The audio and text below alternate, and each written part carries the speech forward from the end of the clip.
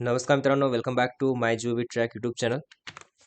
तर DVET कडनं एक रिक्रुटमेंटचं नोटिफिकेशन आलेलं आहे. तर या व्हिडिओमध्ये आपण त्या रिक्रुटमेंटच्या नोटिफिकेशनबद्दल संपूर्ण डिटेलमध्ये माहिती घेणार आहोत. किती जागा आहेत? एकूण 772 वॅकन्सीज आहेत. वेगवेगळ्या पोस्टसाठी, जसं आधी ITI इन्स्ट्रक्टरसाठी जागा निघालेल्या होत्या, तसेच वेगवेगळ्या पोस्टसाठी या नोटिफिकेशनमध्ये त्यांनी जागा काढलेल्या आहेत. तर काय एज्युकेशन क्वालिफिकेशन लागतं, त्यासाठी काय एक्सपिरियन्स लागतो का, वयोमर्यादा एज लिमिट किती असायला पाहिजे, एक्झाम पॅटर्न कसा असेल, त्याचा सिलेबस कसा असेल एक्झामचा, CBT 1 CBT 2, त्याच्यामध्ये qualifying marks, cut off marks किती असतील, किती पर्सेंटला पास असेल, किती पर्सेंट तुम्ही मार्क्स घ्याल तर तुम्हाला CBT 2 देता येईल, म्हणजे सर्व काही डिटेल्स आपण या व्हिडिओमध्ये पाहणार आहोत. व्हिडिओ शेवटपर्यंत पहा आणि व्हिडिओ आवडला असल्यास नक्कीच व्हिडिओला लाईक करा. आणि तोपर्यंत तुम्ही टेलिग्राम चॅनलला जॉईन करू शकता. टेलिग्राम चॅनलची लिंक डिस्क्रिप्शनमध्ये अवेलेबल आहे. ITI इन्स्ट्रक्टर टार्गेट असं टेलिग्राम चॅनलचं नाव आहे. त्यावरती तुम्ही क्लिक करून टेलिग्राम चॅनल जॉईन करू शकता. तर आपण पाहूया नोटिफिकेशन. तर हे नोटिफिकेशन आहे आज DVET कडून आलेलं आहे. जाहिरात क्रमांक पाहू शकता तुम्ही 2/2022. तर याच्यामध्ये बऱ्याच त्यांनी पोस्टसाठी वॅकन्सीज काढलेल्या आहेत. तर वन बाय वन आपण एक एक पॉईंट्स पाहूया आणि ते समजून घेऊया. सर्वात आधी ऑनलाईन पद्धतीने अर्ज नोंदणी सुरू होण्याचा दिनांक म्हणजे 17/2/2023, म्हणजेच आजपासून 17 तारखेपासून 17 फेब्रुवारी 2023 पासून तुमचं ऑनलाईन ॲप्लिकेशन फॉर्म फिलअप करण्याची जी प्रोसेस आहे ती स्टार्ट होणार आहे. 17 फेब्रुवारी ते 9 मार्च या दरम्यान तुम्हाला ऑनलाईन ॲप्लिकेशन फॉर्म फिलअप करता येणार आहे. ठीक आहे. ऑनलाईन पद्धतीने सामायिक परीक्षा शुल्क भरण्याचा कालावधी सेम 9 तारखेपर्यंत, 9/3/2023 पर्यंत तुम्ही ऑनलाईन ॲप्लिकेशन फीस आणि फॉर्म भरू शकता. तुमचं ॲडमिट कार्ड जे आहे परीक्षेच्या 7 दिवस आधी येईल. आणि सामायिक परीक्षा म्हणजे CBT 1 हे काय आहे? CBT 1 तर याचा जो संभाव्य तारीख आहे, टेंटेटिव्ह डेट आहे मार्च-एप्रिल 2023 आणि CBT 2 ची टेंटेटिव्ह डेट असणार आहे एप्रिल किंवा मे 2023. ओके. आता याच्यामध्ये टोटल नंबर ऑफ वॅकन्सीज विभागानुसार आपापल्या विभागामध्ये किती वॅकन्सीज आहेत ते तुम्ही पाहू शकता.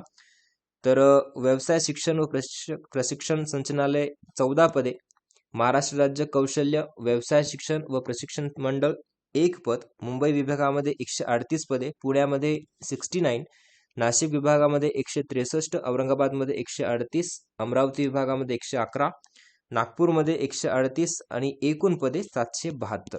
ठीक आहे. तर इथे तुमची जी बेसिक पे स्केल सॅलरी आणि त्या पोस्टचं नाव त्यांनी दिलेलं आहे. 7व्या वेतन आयोगानुसार खालील वेतन स्तर अधिक नियमानुसार भत्ते अनुज्ञेय राहतील. म्हणजेच 7व्या वेतन सुद्धा आहे आणि बाकीचे भत्ते सुद्धा ऍड असतील याच्यामध्ये. सर्वात पहिली पोस्ट आहे निदेशक पूर्व व्यावसायिक अभ्यासक्रम म्हणजेच इन्स्ट्रक्टर प्री वोकेशनल कोर्सेस. त्याच्यासाठी पे स्केल आहे S10. 29,200 ते 92,300, टोटल 316 जागा आहेत या पोस्टसाठी. कुठल्या? निदेशक म्हणजेच इन्स्ट्रक्टर प्री वोकेशनल कोर्सेससाठी. दुसरी पोस्ट आहे कनिष्ठ सर्वेक्षक नि कनिष्ठ प्रशिक्षणार्थी सल्लागार तांत्रिक. तर याच्यासाठी 2 जागा आहेत.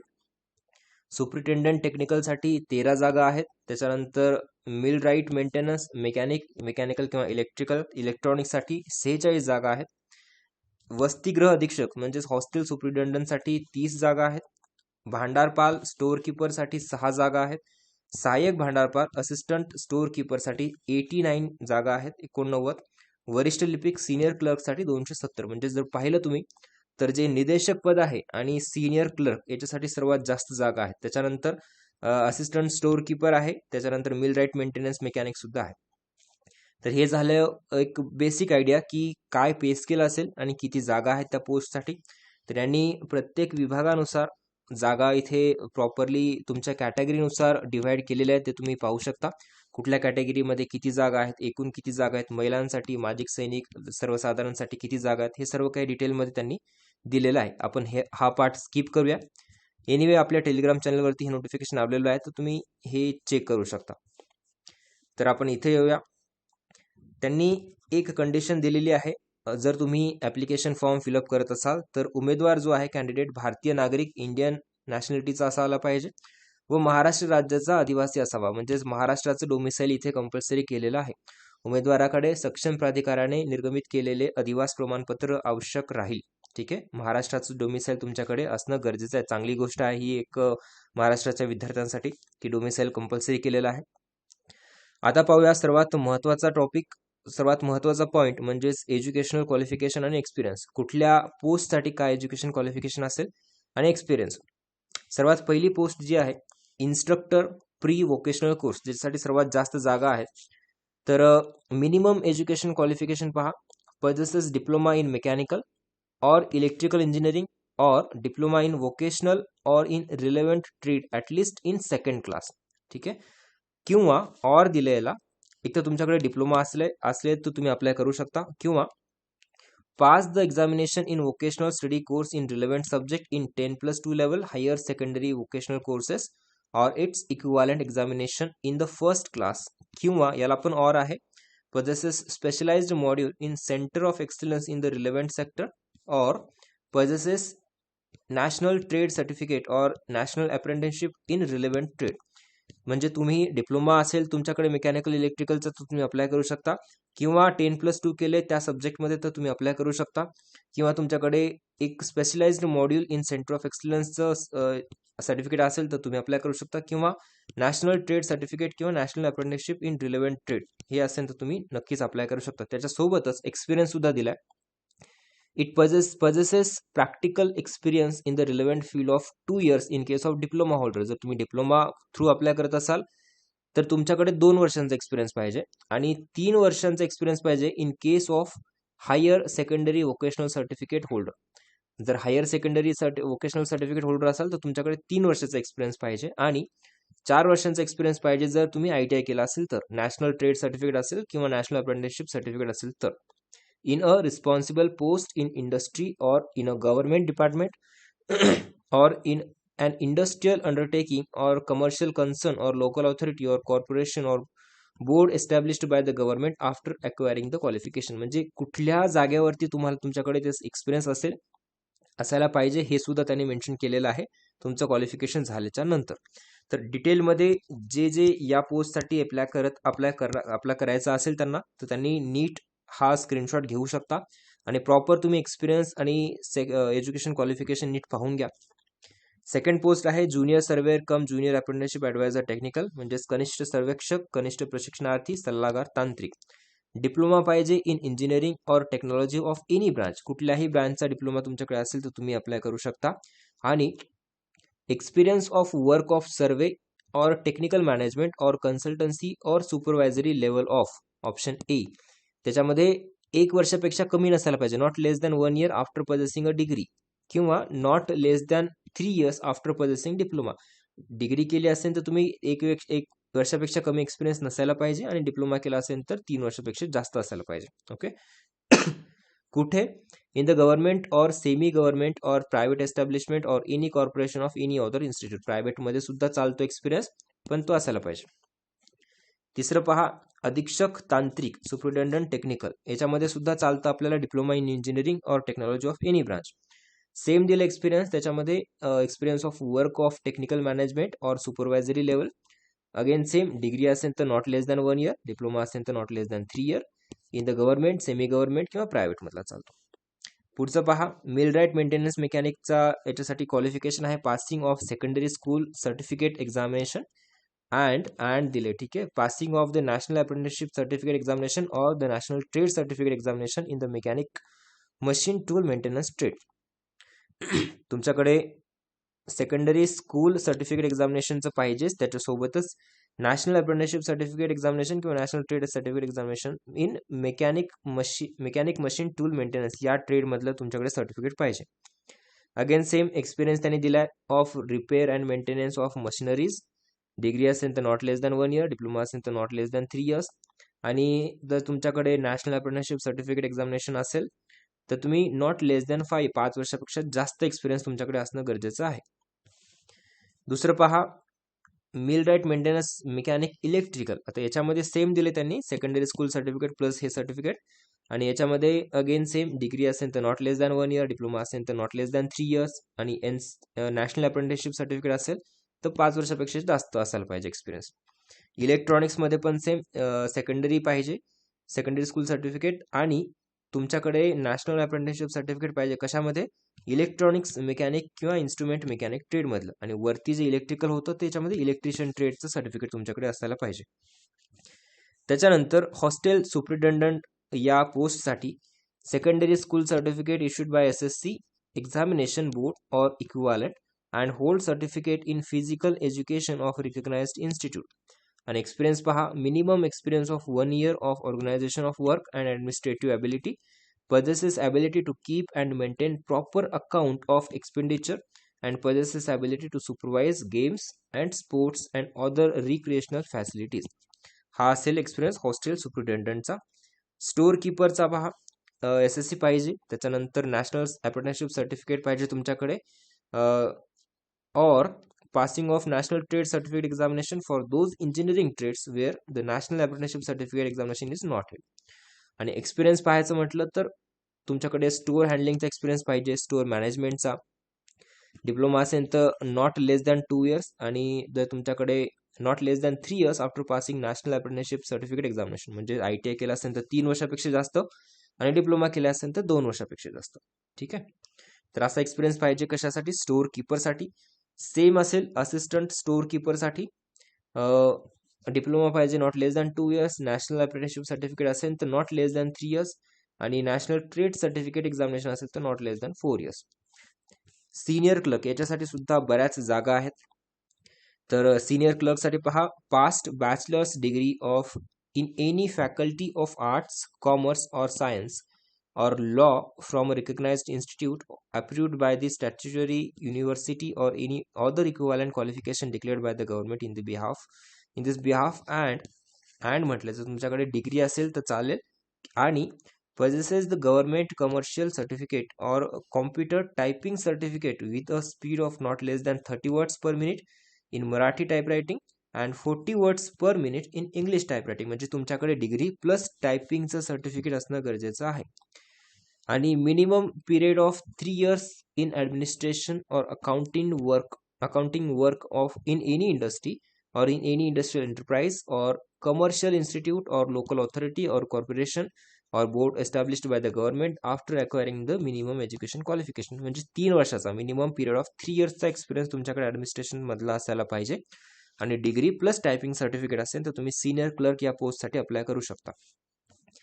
आणि सर्वात महत्त्वाचा पॉईंट 8.1 इथे दिलाय त्यांनी, की उपरोक्त पदांकरिता उच्च शैक्षणिक अर्हता ग्राह्य समजण्यात येईल. म्हणजे हायर जर एज्युकेशन तुमच्याकडे असेल तर ते ग्राह्य धरण्यात येईल. ठीक आहे, 8.1 हा सर्वात महत्त्वाचा पॉईंट आहे इथे. आता वयोमर्यादा पाहूया आपण. वयोमर्यादा मिनिमम तर 18 आहे सर्व पोस्टसाठी, आणि मॅक्सिमम 38 आहे. कमाल वयोमर्यादा खुला प्रवर्गासाठी 38, आणि बाकीचे मागासवर्गीय असतील किंवा प्रकल्पग्रस्त भूकंपग्रस्त त्यांच्यासाठी तर एक्स्ट्रा आहेच. ठीक आहे, पाहू शकता. नेक्स्ट पॉइंट पाहूया आपण. हा इथे दिले त्यांनी, खुल्या वर्गासाठी 38 वर्ष कमाल वयोमर्यादा असेल, मागासवर्गीयांसाठी 43 वर्ष, दिव्यांगासाठी 45 वर्ष, आणि बाकीचे आहेत खेळाडू, माजी सैनिक वगैरे तुम्ही इथे चेक करू शकता 1 by 1. आता त्याच्यानंतरचा महत्त्वाचा जो पॉईंट आहे इथे, आरक्षणाबद्दलचा तुमच्याकडे कुठले सर्टिफिकेट असायला पाहिजे, खेळाडू असेल, माजी सैनिक असेल, महिला जर तुम्ही अप्लाय करत असेल त्यासाठी कुठलं सर्टिफिकेट पाहिजे, EWS सर्टिफिकेट लागेल. तर सर्व माहिती इथे त्यांनी दिलेली आहे, पाहू शकता. EWSचं पण इथे पॉईंट मेन्शन केलेला आहे. आणि अनुभव एक्सपिरियन्स बद्दल इथे सर्वात महत्त्वाचा पॉईंट दिलाय त्यांनी, की उमेदवाराने एक्सपिरियन्स संदर्भातील जे एक्सपिरियन्स सर्टिफिकेट जे असतील त्यांच्याकडे तर ते सादर करणं तर गरजेचं आहेच. त्याच्यासोबतच रोजंदारी, कार्यवाही, करार पद्धतीवर मानधन इत्यादी स्वरूपात केवळ पूर्ण वेळ काम केले असल्यासच तो कालावधी ग्राह्य धरण्यात येईल. म्हणजे तुम्ही फुल टाइम काम केलं असेल तरच ते अनुभव एक्सपिरियन्स सर्टिफिकेट मान्य करण्यात येईल. जर तासिका, नियतकालिक, अंशकालीन, विद्यावेतन, अभ्यागत तर अशा प्रकारचे जर पार्ट टाइम तुम्ही केलं असेल तर ते एक्सपिरियन्स तुमचा ग्राह्य धरण्यात येणार नाही. ठीक आहे, आता CBT 1 आणि CBT 2 या संदर्भात त्यांनी खालचा पॉईंट दिलेला आहे. तर CBT 1 आहे, CBT 2 आहे, काय कुठल्या पोस्टसाठी आहे तर ते सुद्धा त्यांनी मेन्शन केलेलं आहे. जे निदेशक पहिली जे पद होतं इन्स्ट्रक्टरचं, पूर्व व्यावसायिक अभ्यासक्रम पदाकरता 120 गुणांची सामायिक परीक्षा म्हणजे CBT 1. CBT 1 ला किती मार्क्स असतील 120, व 80 गुणांची CBT 2 120 प्लस 80, 120 असतील CBT 1 साठी आणि 80 असतील CBT 2 साठी, टोटल असतील 200. म्हणजे तुम्हाला CBT 1 मध्ये 45% मार्क्स घेणं कंपल्सरी आहे. जसं आधी होतं CBT 1 मध्ये 45% जर तुम्ही मार्क्स घेतले, त्याच्यापेक्षा जास्त मार्क्स असणारे विद्यार्थी CBT 2 देऊ शकतील. आणि तुम्हाला CBT 1 प्लस CBT 2 दोन्हीचा स्कोर म्हणजे 200 पैकी सुद्धा तुम्हाला 45% गुण घेणं गरजेचं आहे. कट ऑफ आहे 45%. ठीक आहे, इथे त्यांनी तेच मेन्शन केलेलं आहे की CBT 1 120 गुणांची असेल, CBT 2 80 गुणांची असेल. सामायिक परीक्षेमध्ये 45% किंवा त्यापेक्षा अधिक गुण प्राप्त केलेल्या उमेदवारांची CBT 2 घेण्यात येईल. सिंपल आहे. CBT 1 मध्ये 45% पेक्षा जास्त मार्क्स असतील तर CBT 2 घेण्यात येईल. आणि CBT 2 प्लस CBT 1 200 पैकी सुद्धा तुम्हाला 45% पेक्षा जास्त मार्क्स असायला पाहिजे, तरच तुमचं सिलेक्शनचे चान्सेस आहेत. आणि निदेशक पूर्व व्यावसायिक अभ्यासक्रम पदे वगळता म्हणजे ते पहिली पोस्ट सोडून बाकीच्या पदांकरता 200 गुणांची CBT 1 घेण्यात येईल. डायरेक्ट 200 ची फक्त CBT 1 असेल आणि त्याच्यासाठी CBT 2 राहणार नाही. CBT 1 मध्ये अगेन सेम तुम्हाला 45% क्रायटेरिया आहेच सर्वांसाठी. एक्झामची फीस पहा, जे ओपनचे विद्यार्थी आहेत त्यांच्यासाठी 1000 रुपये एक्झाम फीस आहे आणि जे मागासवर्गीय उमेदवार आहेत त्यांच्यासाठी 900 रुपये एक्झाम फीस आहे. ठीक आहे. आणि अजून एक सर्वात महत्वाची इथे गोष्ट आहे की आपण जे वरती पोस्ट पाहिलेत ते 3 ग्रुप्समध्ये त्यांनी डिवाइड केलेले आहेत. तुम्ही मल्टिपल पोस्टसाठी सुद्धा अप्लाय करू शकता. जर एखाद्या विद्यार्थ्याला 2-3 पोस्टसाठी अप्लाय करायचं असेल, त्याच्याकडे तशा प्रकारचे एक्सपिरियन्स असतील तर तो अप्लाय करू शकतो. कसं अप्लाय करायचं पहा, हा ग्रुप ए, ग्रुप बी आणि ग्रुप सी. जर तुम्हाला ग्रुप ए मधल्या या पोस्टसाठी अप्लाय करायचं असेल तर एकच एक्झाम फीस भरू शकता तुम्ही. फक्त तुम्हाला इथे 1000 रुपयेच भरावे लागतील, याच्यासाठी सेपरेट फीस भरण्याची गरज नाही. पण जर ग्रुप ए मधल्या या पोस्टला पहिल्या पोस्टला अप्लाय करायचं असेल आणि ग्रुप बी मधल्या सुद्धा पहिल्या पोस्टला अप्लाय करायचं असेल तर दोन्हीकडे वेगवेगळ्या फीस भरावे लागतील. ग्रुप ए साठी या 4 पोस्टसाठी अप्लाय करायचं असेल तुम्हाला तर सेपरेट फीस नाहीये. ग्रुप बीच्या या 6 अप्लाय करण्यासाठी सेपरेट फीस नाहीये. पण जर तुम्ही ग्रुप मधून इंटरचेंज करत असाल, म्हणजे ग्रुप 1 मधल्या मला तिसऱ्या पोस्टला अप्लाय करायचं आहे आणि ग्रुप बी मधल्या मला दुसऱ्या पोस्टला अप्लाय करायचं असेल तर ऑब्व्हियसली तुम्हाला दोन्हीकडची फीस भरावी लागेल आणि दोन्हीकडच्या एक्झाम्स तुम्हाला द्याव्या लागतील. ओके. आणि ग्रुप ए ची CBT 1 कॉमन असेल, ग्रुप बी ची CBT 1 कॉमन असेल आणि ग्रुप सी ची CBT 1 कॉमन असेल. ठीक आहे. आणि याच्यामध्ये तुमचे मग नॉर्मलायझेशन होईल मार्क्स आणि त्याच्यानंतर तुमचा स्कोर घ्या. इथे त्यांनी प्रॉपर मेन्शन केलं. 5वा आणि 6वा पॉईंट जर तुम्ही पाहाल, उमेदवारास एका ग्रुप करता एकच सामायिक परीक्षा शुल्क जमा करावे लागेल. ठीक आहे. उमेदवारास एका ग्रुप करता एकच सामायिक परीक्षा शुल्क जमा करावे लागेल. तसेच एका ग्रुप करता एकच सामायिक परीक्षा द्यावी लागेल. परीक्षा एकापेक्षा जास्त सत्रामध्ये म्हणजे मल्टिपल सेशन्स मध्ये झाल्यास, म्हणजे पहिल्या शिफ्ट दुसऱ्या शिफ्ट मध्ये असं झालं तर तुमचं नॉर्मलायझेशन मीन स्टँडर्ड डेव्हिएशन मेथड नुसार तुमचं नॉर्मलायझेशन केलं जाईल आणि नंतर तो स्कोर कन्सिडर केला जाईल. ठीक आहे.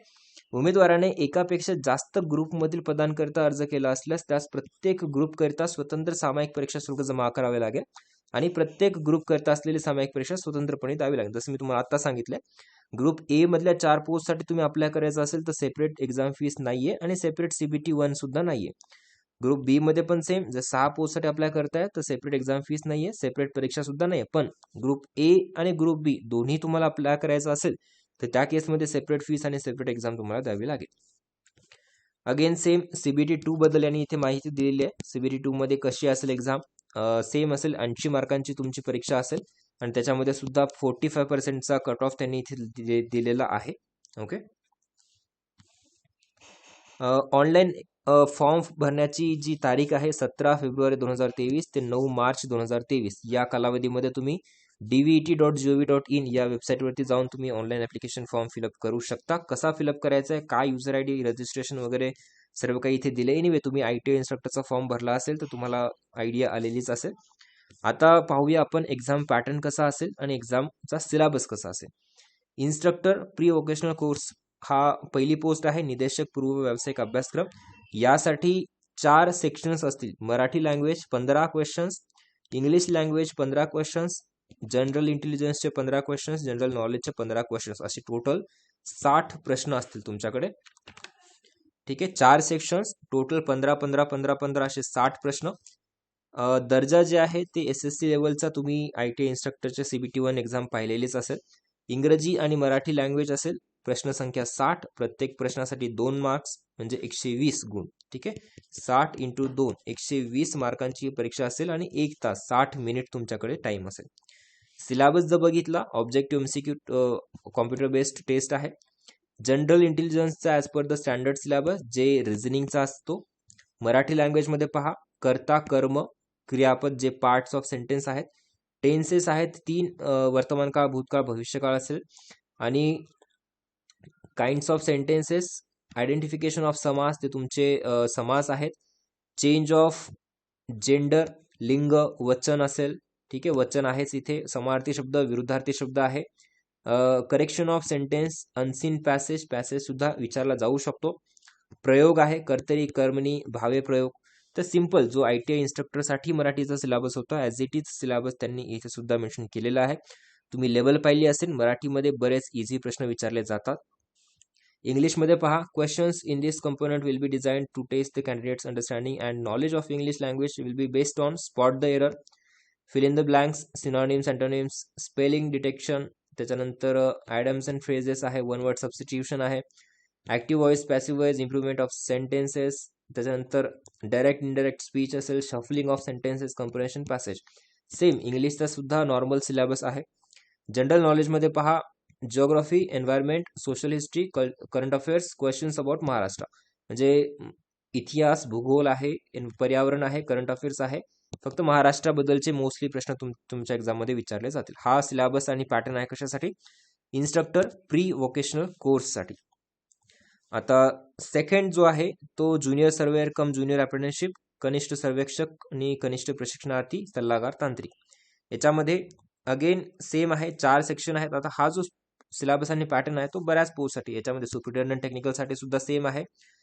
Millwright, maintenance mechanic, hostel superintendent, store keeper, assistant store keeper एवढ्या आणि सिनियर क्लर्कसाठी वेगळा आहे. ठीक आहे, तर एवढ्या पोस्टसाठी आपण एकत्र सिलेबस पाहतोय.